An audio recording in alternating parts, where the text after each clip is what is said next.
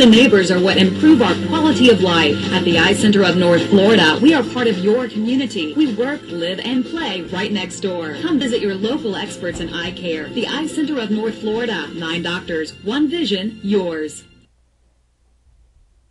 It's been a mystery for some time now. Who's buried in these 30-plus unmarked graves found back in December at the old Dozier School for Boys in Marianna?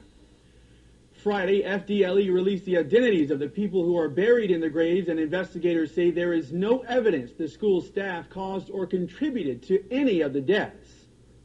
The investigation found the graves contained the remains of 8 students and 2 staff members killed in a dormitory fire in 1914. 12 of the bodies were students who died of medical conditions, such as the flu while living at Dozier. 2 were accidental deaths. 1 student was murdered by 4 other students in 1944.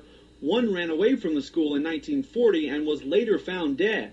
And 5 were buried between 1919 and 1925, with no listed cause of death. Our investigators, our inspectors, spent hundreds of hours reviewing school ledgers and reports, retrieving death certificates, analyzing archived news accounts, and interviewing former residents and staff. The findings seem to agree with what local historian Dale Cox told News Channel 7 the day the gravesite surfaced in the news. Cox says he found the information by searching through old records in Marianna. This community has been really bashed since the story began to develop last fall, and it was a black eye on the community, and I think it's vindication for the people here.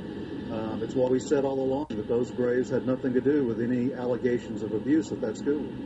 In addition to identifying the 31 individuals, investigators found 50 student deaths occurred from 1911 to the last known death at the school in 1973.